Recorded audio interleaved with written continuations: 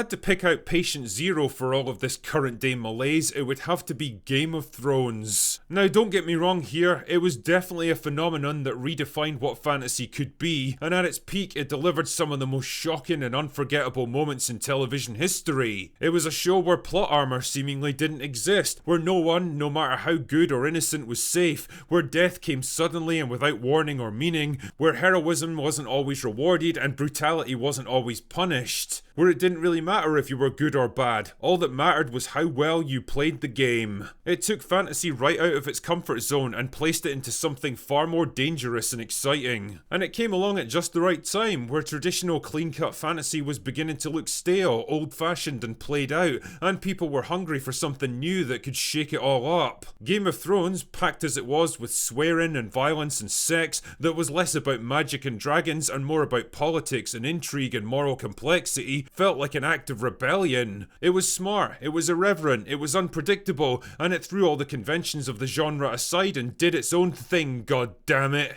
But here's the problem. Looking back on it now, I kind of hate what it did to the genre. It was born from the idea that people are still people no matter the setting, so even if you throw them into a fantasy world of monsters and magic and ancient prophecies and all the other tropes of the genre, they're not really going to rise to the occasion, they're going to pull everything down to their base level. It wasn't about aspirations to heroism, it was about the grim reality of human nature. Every character with a hint of traditional heroic virtue gets killed off early in the show, usually achieving nothing and dying for nothing, because heroism is so last season, don't you know? Prophecies about chosen ones saving the world are laughed off and ignored, characters who do the right thing are punished for it, while selfish backstabbers and opportunists flourish, dramatic and emotionally satisfying payoffs are sacrificed in favour of doing the unexpected, even if it made no fucking sense. And what did we really end up with when all was said and done? What meaning and lessons were we ever supposed to take from Game of Thrones? That the world is a horrible, violent and cruel place where good and evil don't exist and all that matters is what you can take from it? That people themselves aren't really worth saving or protecting because they're all equally shitty anyway? Wow, how inspiring. Morality, meaning and purpose were all sacrificed in favour of nihilistic subversion and smug deconstruction